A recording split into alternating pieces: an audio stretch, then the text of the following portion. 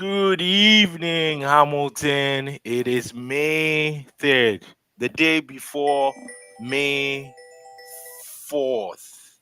Maybe the force might not be with us, but we are here. But Yeah, we are here. We are here. Welcome to Kojos Corner, right at the intersection of people, participation, power, and politics. mhm. Today we have the one and only Mr. Paul Brown, What's up? and Yep. yes. So um, I've been meaning to have you on the show. And so when I sent the invite and you were like, yeah, let's do it, I was like, woo, that's Yeah. good. Yeah. See, what you're saying is I should have made you sweat a bit, eh? Yeah, I was like, man, this guy is hot. He's he's cycling from Hamilton to Toronto. I don't know if he has time in his schedule. Yeah, I've done a bit longer than that too, right? That's not even the longest trip, but yeah, of Yeah, course. Yeah, anytime. yeah. So let's get into it. How do you find cycling in Hamilton? Like what is it like? Yeah, I mean, I'm gonna be honest, but you can hear me okay, correct? Yeah. All right. So I'm gonna be honest in saying that because I've cycled a lot more in Toronto, in my experience, cycle in Hamilton is actually awesome. Like Okay. it's perfect and perfectly safe and everything, and I have no major concerns because I'm used to riding around in like downtown Toronto amongst people that might be trying to kill you. Unsure. So I'm very used to like cycling infrastructure in Hamilton. I really appreciate it, and so So good job. mhm. So take us through, like, give us a comparison, right? Give us a comparison of where when you are cycling in Toronto, it feels like people are Yep. out to use their vehicle as a weapon versus cycling in Hamilton and everything is cool and Yeah, you're sure. feeling it. Yeah. I mean, I think the best comparison would be the first time that I rode on Canon. Okay. And the first time I got on Canon, I was like in love with the fact that it was a separated with a physical barrier cycle track. Hmm. And that's something that in the areas that I was riding in Toronto, you just didn't really see that much, right? And so I know Toronto has a couple of like divided cycle lanes, like for example, Bloor Street, Yonge Street, and those areas. Hmm. But a biodirectional cycle track, you don't really see. So Hmm. just being able to be separated from traffic in that way, and then with the dedicated lights and everything, that was just amazing to see. So I can compare that to most of my trips around Toronto, and I'm talking about 60, 70 kilometer loop rides. So like a lot of kilometers. And in Toronto, you just don't really see that. Hmm. So it seems as though whatever attention has been put and pressured for the city to maybe create these, it's actually working because we are getting more of these here. Hmm. I'm not seeing the same kind of progress in Toronto. So I really appreciate things like Cannon and like Hunter, now Victoria, all these other cycle tracks that are coming up. Something like the Ketty, which is a safe way for people to go up and down the mountain. I don't think, I can't think of anywhere in Toronto that's like that. Hmm. Yeah, and this is why I try to bring lots of folks on the show, and maybe I'm sure some people will be hearing this and they're like, well, maybe he should have brought some Yeah. cycling Hamiltonian folks that have been advocating. But I think I watch a lot of basketball, and Shaq and Charles Barkley say Yes. two things two things can be true at the same time, right? Like, Yes. as somebody that's using cycling infrastructure in Toronto, when Yep. you now use cycling infrastructure here in Hamilton, you're going to experience some difference, right? Yep. And folks that are used to cycling in in Hamilton, they might be like, man, this thing sucks. There's this, there's that, there's that, there's that, there's that. Yeah, but you know what? I'll tell you this. I'll tell you this. One thing I noticed when I started riding my bike more in Hamilton is I have Toronto habits. And by Okay. Toronto habits, I mean that in Toronto, I was just used to riding my bike everywhere because the cycling infrastructure wasn't safe anywhere. So I was right. So I was just used to kind of putting life in my hands and just kind of going with it. So when I got here, I learned that there are some spots that cyclists just don't ride. And Mhm. it's mainly because you have a safer alternative really close, usually.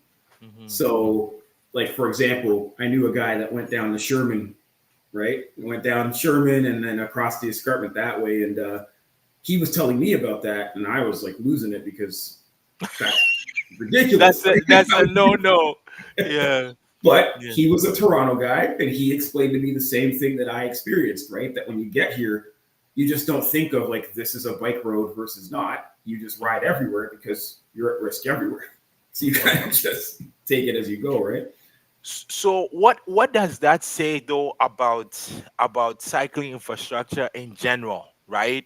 Like the idea Mhm. that if let's say I were to then go to Burlington, I'm gonna Yes. cycle anywhere, Yep. right? But then the infrastructure is not there.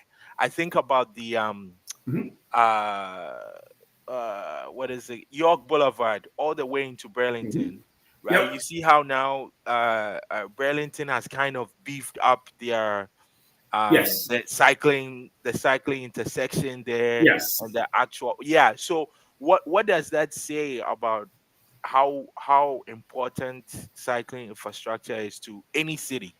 Well, here's the thing, right? And I have to be a bit careful here because I'm someone that's like really comfortable on the bike and taking really long rides. And so a lot of what I'm going to say is going to be based on how I use the bike. Hmm. But generally speaking, you shouldn't really have to be worried about your life if you want to hop on your bike. So the greatest goal would be to be able to just go for a bike ride or ride to work or ride to the store without having to worry about whether or not the way you're taking is safe because it should just be safe. Hmm. That's the goal. So when it comes to cycle infrastructure, it'd be great if there was a lot more options for people just to get around on their bikes. We like things like separated bike lanes with a physical barrier, but in my opinion, um, we should take that as we can, right? Take as many of those as we can, but really any attention paid to making sure that the road is also safe for bikes would also be helpful. So that also includes the educational piece, right? Do drivers know what to do when they see a bike and how much attention is paid to that education? And how many bike lanes are there really versus what we call the share rows, right?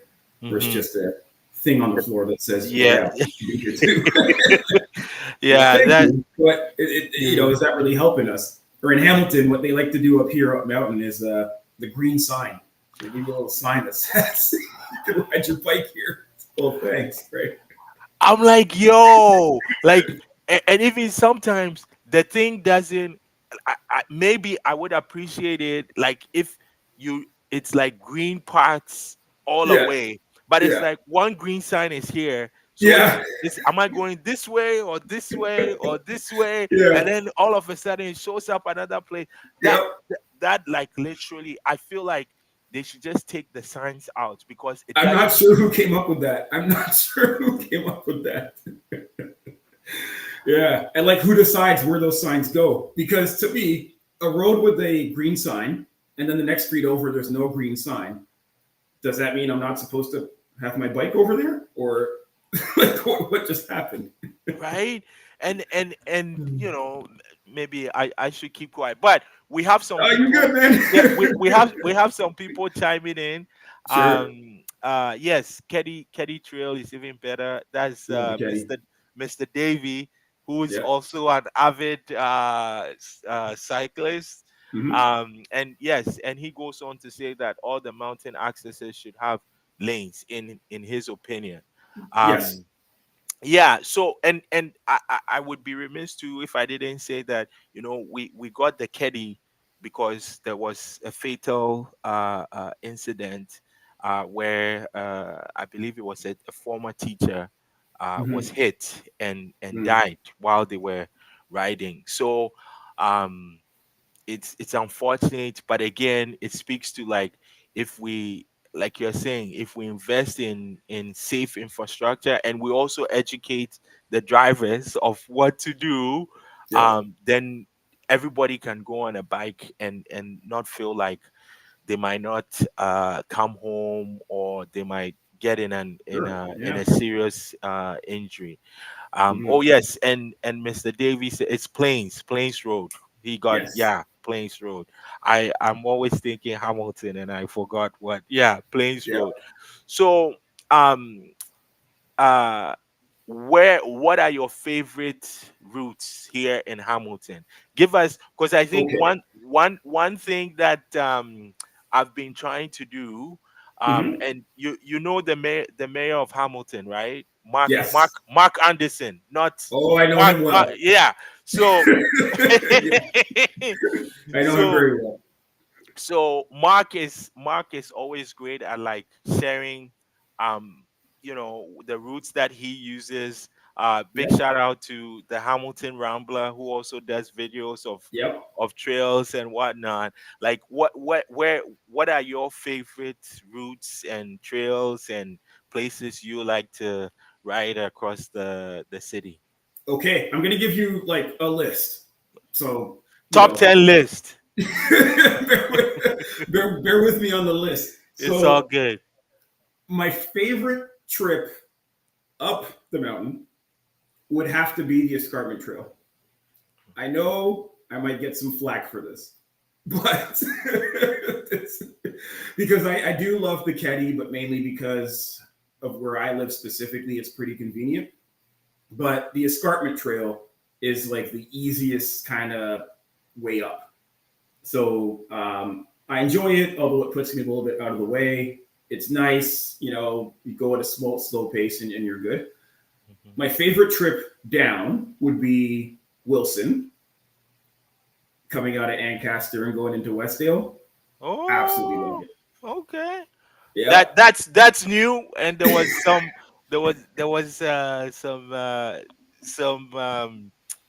community noise when that started, but that's I've neither heard. here nor there. Yep. I've heard. But I'm a fan. I'm definitely a fan. It does get a little bit weird when you approach Tiffany Falls and you don't know if people in that parking lot know that you're there. But Hmm. yeah, that's a fun trip down for sure. It's nice and long. Take your time, right? Hmm. And in addition to those, I love Hunter, but that's because of my own personal convenience to a lot of things that I end up doing. Hunter with the divided cycle track, and then the road traffic isn't that bad. So I'm a fan of Hunter. And then my favorite loop would be around the bay, Okay. where Yeah. it includes Plains Road, Beach Boulevard, Hamilton Beach, and then coming back and through Cannon. That's my favorite loop, and I believe that's a 35 kilometer loop all around.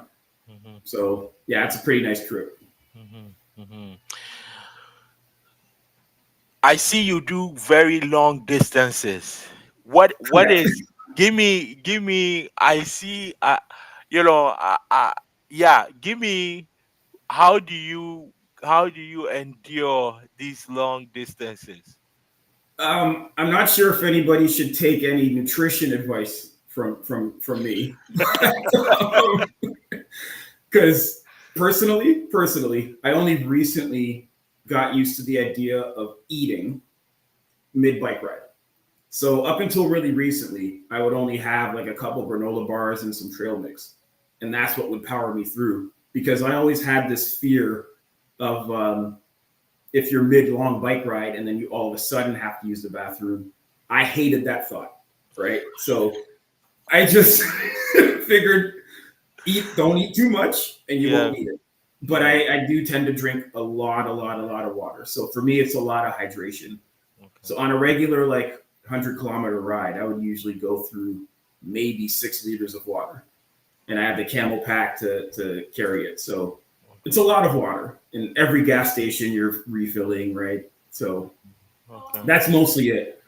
Okay. And like when you go on these long rides, Mhm. is it like you're going to visit someone, or is this leisure, or it's a little bit of both, or it's Mhm. exploring? Like what is it? Yeah, you know what? It's a mix of all of those. Primarily, it's leisure, and then as of late, it's been more like goal setting, right? So you start riding, and then you have it in your head that I want to do 100 kilometers today. So that's really it for the decision making to do it. I tend to do loops, so I ride out and come back. I like to end at home instead of ending at like a go station. But sometimes, if you're going to plan a trip from Toronto to Niagara, for example, right, that's like a destination goal. Hmm. And you want to do that as many times as possible because then you're going to get used to being on the saddle that long. This year's goal is actually to do 200 kilometers in a day and then 300 kilometers in a day. And I want to achieve both of those within this summer. So the planning out of where I'm going to do those rides, that's the fun part, right? To kind of see if I could figure out new places to discover. And sometimes I have a friend or two that would join. This is kind of where Nomads comes in. The idea being that it'd be a club dedicated specifically to helping people reach their goals when it comes to riding. Hmm. So, yeah, a lot of it is just kind of that kind of decision to say, I'm going to do a big thing today. Hmm. Sometimes it's to see a friend, but most times it's just, I want to do a big thing today. And that's it. So then let's talk about nomads then. Like Yeah. how did it start? Who started it? Who is it for? Where are the chapters? Yeah, there's a few versions of the origin story, but it ultimately, um, so Buddy J, he was celebrating his 30th birthday and was looking to do something different than like the regular kind of party for his birthday. At around the same time, I was planning and training for a trip from Toronto to Montreal. So I had posted on Instagram that I was going to be training and practicing and riding through the winter to train for this. So while I'm riding through the winter, he saw that I was riding through the winter and was wondering who's this crazy guy that's riding his bike in the winter. Hmm. So that's how we ended up following each other. And then a couple other people that we knew were joining him on this ride to Niagara. So we eventually met on one of these rides where he was heading to Niagara. He invited someone that said he's going to bring a friend, and that friend ended up being me. So Okay. um, after that ride, there was kind of this mutual understanding that it's cool to bring people together to do a goal thing. So we figured that, all right, we've done it. And there's other people on that ride in particular that have done it for the first time. So maybe we can like make this a thing where people set a goal to ride a long distance, but they don't have friends to do it with. Hmm. Right. Hmm. So if you want to ride 100 kilometers in a day, you have that goal. How would you go about even putting that together? So the idea of nomads would be to help people do that. Hmm. And we would be doing it as a group anyway. So just join us and you'll nail that. And since then, there's been quite a few people that have done their goal rides and have now moved on to do like bigger, better things with cycling. And Hmm. so it's great to see. And we figured we'd keep that up. So when I make the move to Hamilton now, that's kind of where the idea of having a Hamilton specific chapter kind of started, right? Hmm. Hmm. So So tell me a little bit more, because I did watch an episode where you were all of you were talking about like going on a ride and like not having to wait for people and just giving them the route and figuring things out. And how does that, yeah, like how does that work? so I mean so the way this works best is if Yeah. it's a no drop ride and the map would go out to everybody, but obviously some people are stronger at following maps than others. And so within kind of the leadership of the Nomad group, we would decide who's going to be leading the ride versus who's going to be sweep. And all of us would have access to the map and we make sure that everybody's kind of going in the same direction. So a lot of the times we would determine like where we're heading to. Hmm. I would draw the map, and a lot of the times I would actually be doing a lot of the navigating because I'm used to the navigation part. Um, so that's when it works best. Hmm. Now, to do a group ride for 100 kilometers with a mixed range of experience levels. Comes with challenges that I don't recommend. Basically, let us do it. Let us manage it, and you can come for the ride, but let us manage it because it's a different set of concerns Mm-hmm. when you're doing that, right? Mm-hmm. Mm-hmm.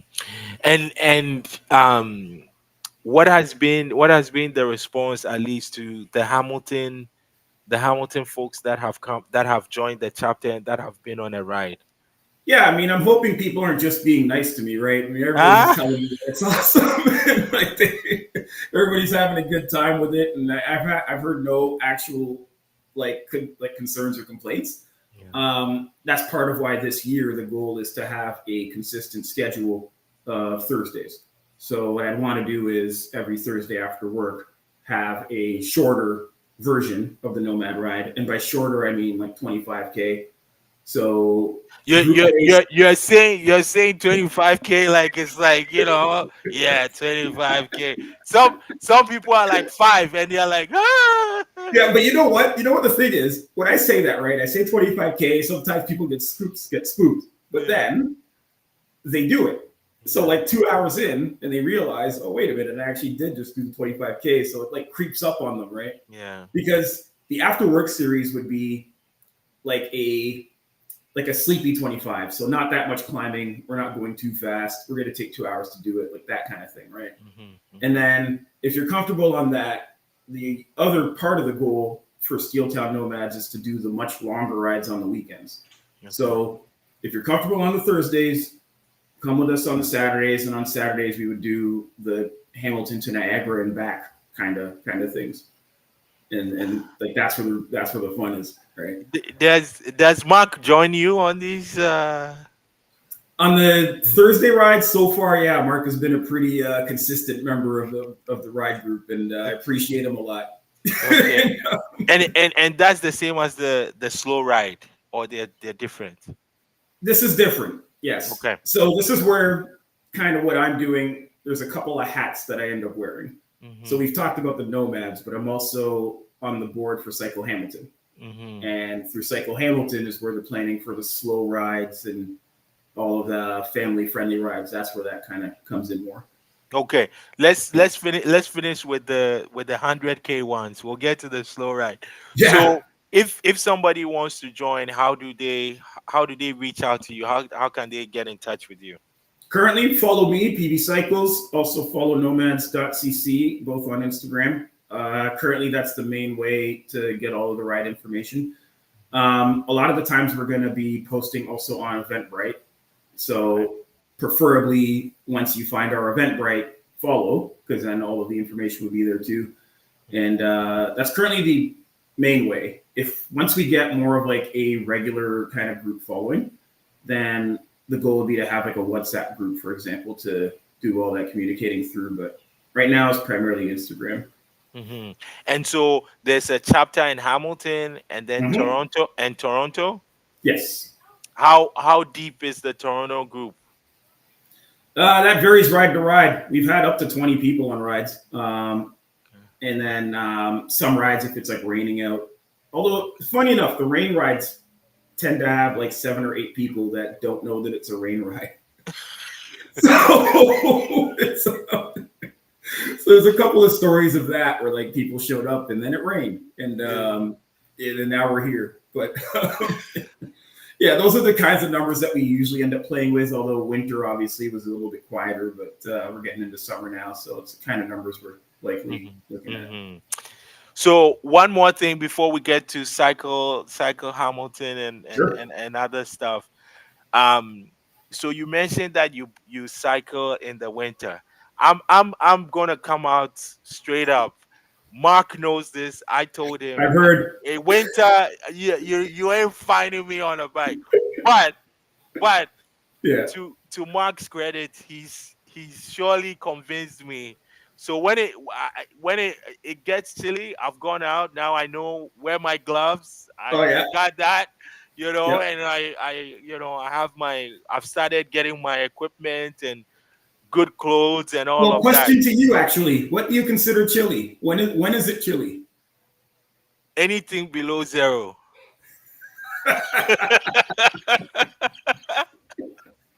So anytime after October, you're like, nope. So if you notice, there's a running joke with Mark. If you Yeah. notice, last year we did a neon ride. I think Okay. I think it was Halloween. So Yeah. after I was done, I was like, Mark, thank you very much. I see you. That's it. You had to know. Yeah, that's it. I will support. I will, yeah, but no, Oh, that's so good. So, but I've been no. It all serious. I've been doing it gradually. So Yeah. my question then is, like, Hmm. how do you prep to cycle in the winter, and what what equipment do you need to make sure that you're safe? Because when I've talked to some folks, some of my friends, they are like, Hmm. yo man, you're gonna wipe out. How are you on two wheels and you are Yeah. out here, so Hmm. what's your experience in terms of cycling in the winter? I'll say a couple things about winter cycling because I guess my experience with winter cycling is again a bit different because maybe I'm a bit more daring than I should be. But generally speaking, most of the roads are clear through most of the winter, right? Uh, I'm going to call it blessed with not having a ridiculous amount of snowfall through most of the winter. So through most of the winter, you're only dealing with the really cold temperatures. And just for peace of mind, you'd want like a thicker tire in case you do kind of get into something rough. You are going to have salt on the ground. You are going to have some wet conditions. So you're going to be putting your bike through a lot. So the understanding that you might not want to bring your $4,000 bike out, that might not be the best move, right? That your bike's going to take some damage and your bike also is going to need to be cleaned regularly. Hmm. So if that's just a spray wash after every ride, or like just making sure that your chain's all lubed up and brush the salt off, you're going to want to do that. And then on your body, layers. You don't want to go too thick because you will warm up as you ride. So layers are your friend. Um, so up top, I personally have like a ski jacket and then a base layer, and that's pretty much it. And most of the winter riding, that's good Hmm. because you also don't want to be riding too fast, right? Because too fast means you're getting more breeze in your face. You can't breathe. Your eyes start to water. It gets ugly. So you don't Hmm. want to be doing any of that. Hmm. Um, Ski goggles are awesome. You might look funny, but ski goggles are awesome, right? Your helmet, little things like this, right? You're going to want to have a winter hat on or like a layer. So Hmm. your helmet is going to be different to Okay. fit over your hat, right? Hmm. Um, so things like that just to kind of keep warm. I'm a gloves guy. Yeah. I definitely need the gloves. I hate when my fingers are freezing. Hmm. But I know that sometimes then your hands could get sweaty. So you could think about maybe getting gloves that have the like the flap. Okay. Okay. Yeah. Yeah. Yeah. Yeah. So you can get one of those and alternate. I don't have toe covers. I want to get toe covers. I'm more of a hot hands guy, so you put the hot hands in the shoes and it warms your feet up and stuff like that. But that's only when it's like super super cold. Like this winter that we just had, I don't think I Yeah. needed Yeah. It it, wasn't. Yeah. right? Yeah. So a lot of that, like that's mostly it because under normal circumstances, on a windy day, you would be you wouldn't really want to be riding much anyway if it's like a 30 km/h wind. Hmm. So in the winter, you for sure don't want to be doing that. So you're also going to want to be checking the weather that conditions are rideable, Hmm. right? Hmm. Yeah. But otherwise, that's it. One more major piece of advice for winter riding: drink your water. Like you'll forget to drink water because you are cold. And most people, the trigger for drinking water is heat and sweating and that. And that's the only reason why they'll drink water. But you are still getting dehydrated as you're riding in the winter, Hmm. similar to when you're riding in the summer. So drink your water and stay hydrated. That really helps a lot. Okay. All right. Yeah. Yeah. See, look, you're getting all the hot tips right here on Kojos Corner. You won't get it anywhere. I don't know.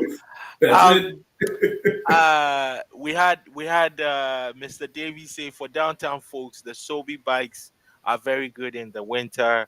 Tires have decent traction too. Agree.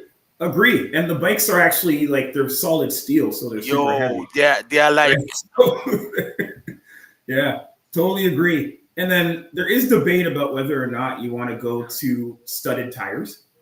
okay. Personally, I hate the studded tire, but that's mainly because most of my riding is on concrete. And if you have the studded tire on the cold concrete, I tend to feel like slipping. Okay. So I prefer not to, but I understand the safety reason if you're going to go on trails.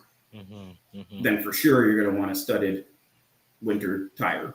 Mhm. Mhm. Yeah, so Mhm. just a thicker tire is good. But yeah, he's right that the Sobeys, that those are built for this. And you don't have Yeah. to clean it after. You can just park it. Yeah. So be on the mountain, yes or no? What exactly is your question? As in, like, Should it should should we it have should one? it should it yeah. Should we have it on the mountain? 100%. 100%. I think anything that gets people able to use a different mode of transportation other than the car, Hmm. I'm a fan of. Okay. Understand that like people will try to take Sobeys from up mountain, down mountain, and then leave the bikes down there. So this might change how the system runs, right? Because Yeah. I understand that completely. But yeah, Hmm. I'm a fan of Sobeys anywhere they can put them. Hmm. The system works. Where on the mountain do you think would be like some of the best places for the hubs? Ah, you made me think, eh? Yeah, Um, well, hey, man, you're the you're PB Cycles. yeah, I understand. Yep. Okay. Okay. So the schools for sure, Mohawk and that, and then because kids going in and out of there, and they obviously live like in the surrounding area, so that would be nice. Hmm. I personally would benefit from Sobeys being in that area too, and then Lime Ridge, people doing any shopping out of Lime Ridge. There's a pretty good bike lane kind of system across Stone Church. Yeah. So encouraging more Sobe use on say Stone Church to get across Stone Church would be also helpful because Hmm. the lane is already there. Um, I'm not sure who said it, but somebody had mentioned a bike lane on Rymel. I have no idea what they're talking about. I don't see one, but Yeah. So on Rimo, I think they are all. It depends.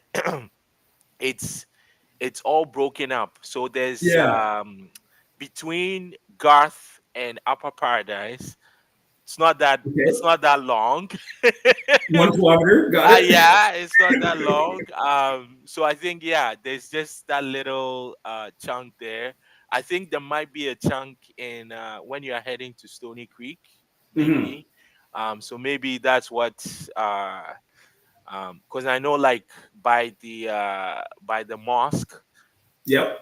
where the spectator is when you're heading to Yes. Stony Creek, yeah, they have some bike lanes Yeah, there. out there they've added it. Yeah, out by Yeah, Albion Falls and that. Yeah. yeah. So So I would love to see, but I guess okay, to kind of extend on that question of like where to put the Sobeys, it'd be awesome if the cycling infrastructure up mountain was like better. Because right now, if you were to drop Sobeys in the areas that I mentioned, can they safely use them? Would be a reasonable question. And I think the cycling infrastructure would have to come first. hmm. Yeah, I mean, I think in like I think Mohawk definitely makes sense because you have the Keddy right there, and apparently they're going to extend it to Governors Correct. Boulevard. So Yes. if it's at Mohawk, you're there's the connection. Yeah, because I that was one of the areas that I thought was super weird. That the Keddy, it's this good, amazing kind of right of way. You get to the top, you've already done all this climbing, you feel good about yourself, and then you make that left yeah, and sidewalk. sorry. Just, nope, that's it. That's it. You've had enough for the day. Exactly. Like Yeah. that's a tough one for me, right? So I was really happy to see that on the map of like what's to come because it totally makes sense to just extend that. Yeah, Yeah. Yeah, So I think Mohawk makes sense. I also think somewhere on concession, with all the concession. businesses there, and schools and whatnot, that might be Yeah. interesting. Hmm. But again, the infrastructure, right? So that's always a question. But hopefully, we'll see some movement and we'll see what happens. Well, Um, yeah. Yep. Yep. we had Mr. Davy talk about the new e-bike. So I have a question. I don't know if it's going to cause controversy or not. Hey, let's go. What's your take on e-bikes? Ah, okay. I Because you understand. you know you know why I'm asking. Yeah. I've seen you bike, and I'm like, yo man, how does this guy use this bike and he's going like 100 kilometers, 80? I'm like, yo, that's hardcore. Yeah. I mean, I understand the question. And e-bikes. So I completely understand them. I completely support them. Hmm. I understand it as like a nice alternative to the car Hmm. while also not exerting when you don't necessarily need to or if you're not able to. So it would be awesome if I had an e-bike for grocery shopping, Yeah. like that kind of thing, right? Hmm. And I also understand that if I had any mobility issues, but I wanted to be on a bike instead of in a car, Yeah. the e direction would be the best direction. Hmm. Um, so yes, I understand them. Would I personally ride it regularly? For what I'm trying to get out of cycling, it wouldn't make as much sense Hmm. because for me, a major part of the goal is the physical kind of rewards from it. And Yeah. so I am out there kind of working out. And although I'm Hmm. smiling and taking pictures and all that and listening to music and stuff, I'm working out. Yeah. So for Yeah. me, the pedaling up the mountain is what makes sense. But if I am also just using it to just commute or just to pick up things Hmm. or that kind of trip, I understand it completely. Hmm. I would probably be talking differently if they were more affordable. Yeah. So yeah, I'm glad you mentioned that. Like, where's the balance? Because I've seen Mhm. some that are like 2K. I mean, even 1,500 is like, yo, 1,500. So it's much, right? Hey. It's a bit. That's quite a bit. Yep, quite Yeah. a bit. So, and excuse me for not really knowing this answer, but I know that in Toronto they've introduced some e-bikes to the bike share system. I don't believe that's a thing here in Hamilton. Man, you're gonna get us in trouble. Uh, you know, Mr. Davy talked about e-bike. So I think they were supposed to. There was a plan to introduce e-bikes to the Sobi. Um, Hmm. I forget if it was passed or if it's happening, but when it went to council, there was discussion about this is very expensive, right? And Hmm. how are we going to maintain it and all of Yep. that, and it just became one of those conversations that we always have about cycling. We don't Yep. see people cycling in the bike lane. When I Yep. drive, I only see one Yep. person. Yep. Nobody's using it. Anyways, I don't want to get Well, I know because I know what you're saying because I also caught wind of the conversation happening now with Toronto Bike Share, where apparently, and I'm probably going to get this a bit wrong, so excuse me, but basically, there's a certain amount of money that Bike Share makes, and Bike Share has to give a certain amount of money to the city of Toronto. Mhm, And as it is right now, that amount is really high. mhm, So Bike Share, which is operated by Green P, like parking in Toronto, mhm, um, they don't have enough money to keep paying the city under their current agreement.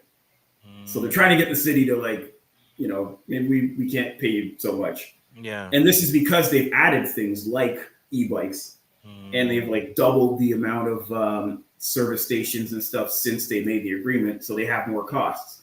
But mhm, now the city doesn't want to revisit the amount of money that they're taking back from bike share. mhm, So mhm, now Toronto bike share is actually in a bit of trouble right now. Oh no. So I can imagine if bike share here in Hamilton are looking at that Mhm. and thinking, okay, well, we do have to maybe be careful about the kind of money being spent because we don't know how supportive the city would be in any agreements like that, right? Mhm. So I can Mhm. understand that being a bit of a squeeze for them. Yeah, yeah. I mean, like you said, I think, um, yeah, it adds to how people are going to move from point A to point B. Mm. Um, Downtown, like the Sobeys being used so much, like students are using it, Yep. families are using it, like it's just important to, I think it also makes like the city vibrant. That's Yeah. like an additional like piece to it, right? Like if you just have Yep. cars and buses zooming up and down and you don't, so, Yeah. but we'll see what happens. So let's get into the other hat that you wear. Hmm.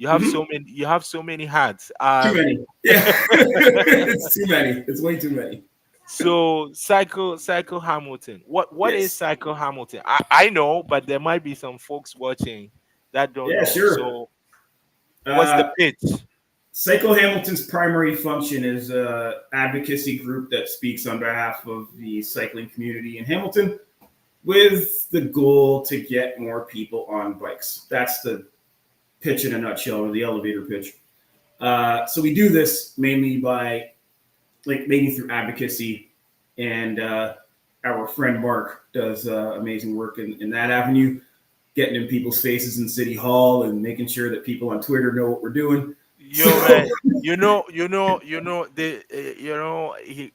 know how much money he could make by just ticketing people in right, right, and we have lawyer friends, right? So we can help them out. But yeah, so hey, that's not a bad idea. Maybe I'll bring that up at the next board meeting. yeah. What kind of levy to charge people parking in bike lanes? Because this guy, he's on it. He is Yeah. on it, and Yeah.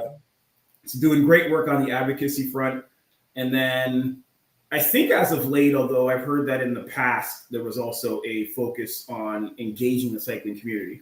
So it's one thing to kind of speak on behalf of people, but it's also good to tell the people that you're speaking on behalf of what you're doing.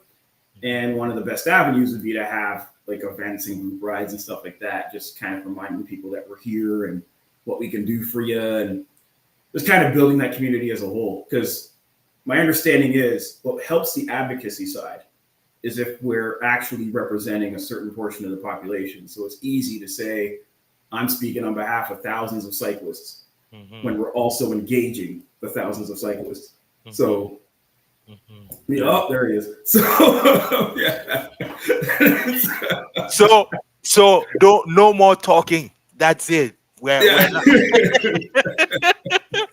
Yeah, everything I said about Mark, I take back. Yeah, yeah. Uh, But yeah, that's mainly what Cycle Hamilton is doing, and then personal goals. Because I recently come on as co-chair, and so Congratulations. thank you. And so one of the things I'd want to make sure that we get done before I leave would be to have a firmer understanding of what membership in Cycle Hamilton actually means. That's for businesses and for people individually. So if it could be a cool system where people are like proud to be Cycle Hamilton members, Hmm. businesses and people, and they can speak and tell others to join and all of that jazz. I mean, that'd be the best case scenario. So we're just working through that part now. Hmm. And So is there right now? What is the? How do you become a member? Or that's you are still in process of figuring that out. well, right now we have a very functional website where you can go there and basically click the link, and then that gives you access to the very least our newsletter, and so you get the updates to all the stuff that we're doing. We also have an Instagram to follow, so following us on Instagram would get you the same kind of information. And I think as the board works through specifically this summer, we're actually going to answer that question more firmly of like what exactly that membership gets you. But for now, you have the website, you can go there, click it, and Yeah, sign up right now. Just join the cause. Hmm. Yeah. So you see, Mark got here, and we are already in trouble. Apparently, not apparently, we did miss the slow roll. But Yeah. in my defense, you know, it was raining every time I was ready.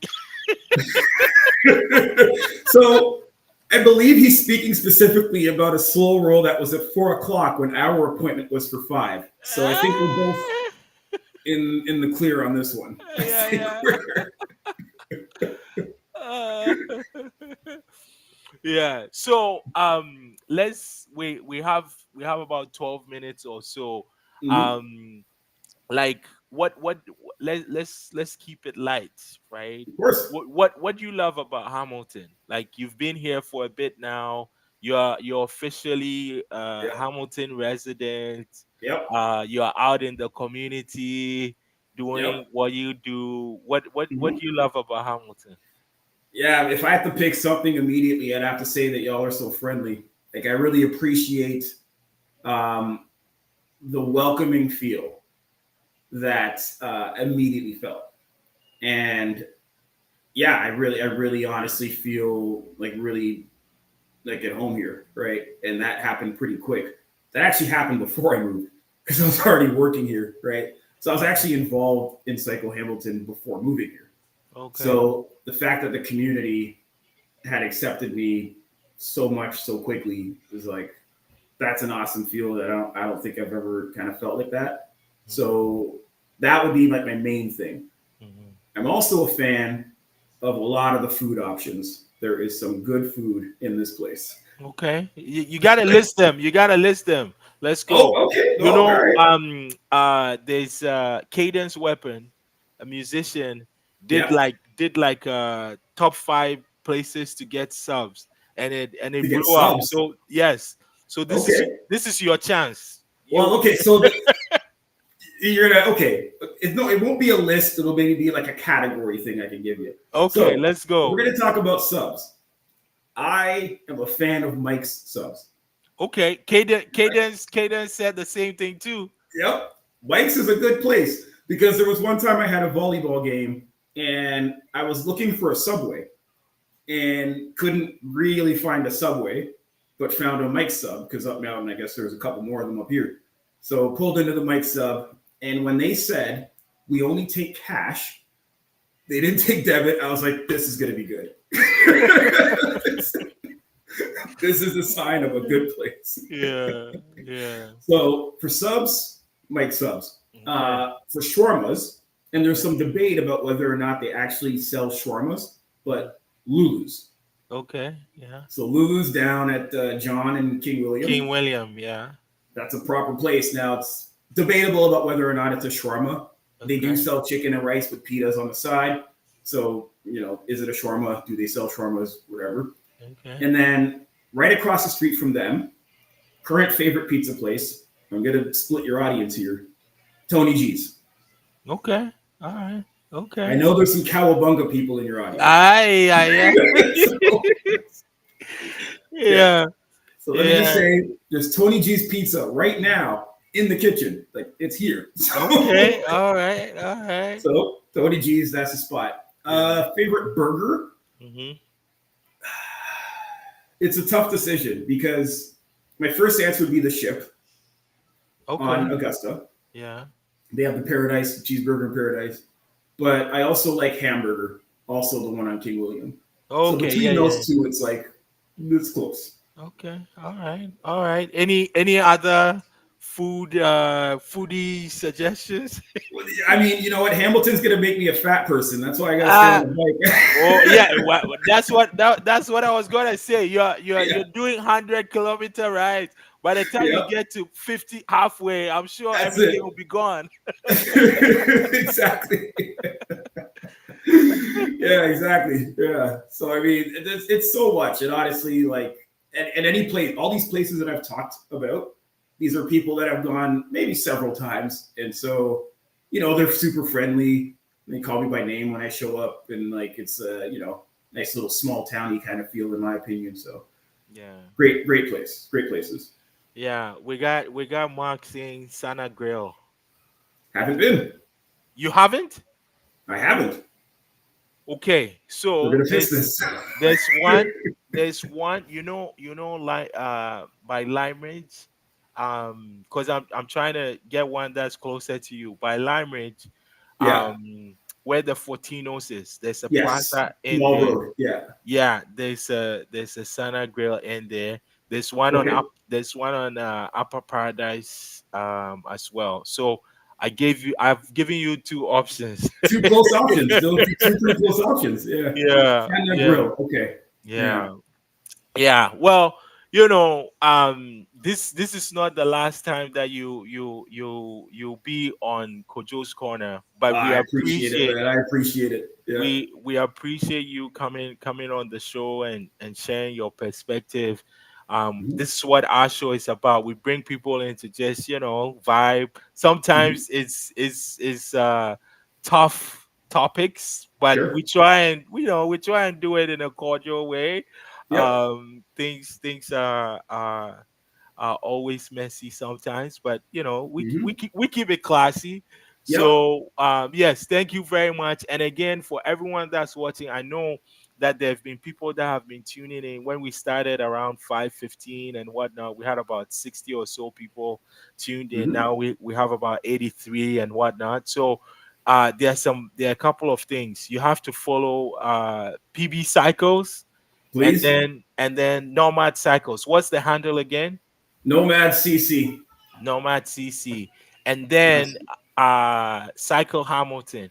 Are Yep. there any events Cycle Hamilton is doing that we should all know about before we get in trouble with Mark? Well, so Psycho Hamilton is going to be involved in several current community events like Open Streets, which is coming up. There's going to be two of those weekends.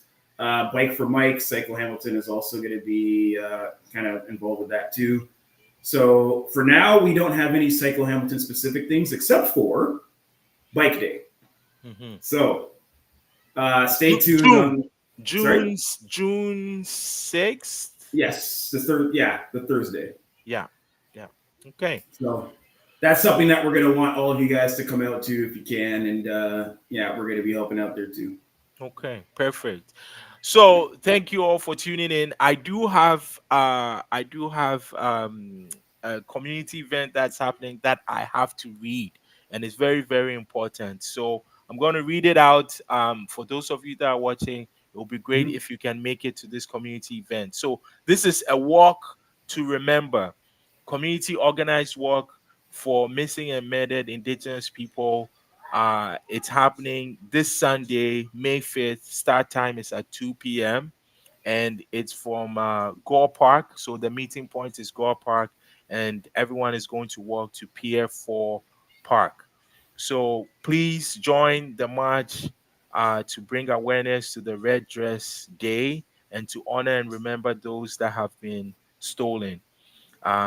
We will, if you follow us on Instagram or Twitter, we'll put this up so that you can attend. Mhm. If you can't attend, the Hamilton Library has an exhibit, a red dress exhibit at Central Library, so you can check that out and support other indigenous led and indigenous organizations doing the important work here in Hamilton and um, across these lands. So please do that. Again, May 5th, start time 2 p.m. Meeting point is Gore Park and walking to Pier 4 Park. So hopefully we'll see some of you there. And Paul, thank you, thank you, thank you, thank you very, very much. Thank you And for having me. yes, and to everyone watching, thank you for tuning in. We are back again next week. Next week, we're talking intimate partner violence here in the province. There's a current legislation that is being discussed around intimate partner violence. So we're going to bring in some experts to talk about it, what it looks like, and then the following week we're trying to plan to have some young people talk about some of the things they're dealing with in schools. So stay tuned. So we'll see you next week, Friday, same time, same place. Again, subscribe on YouTube.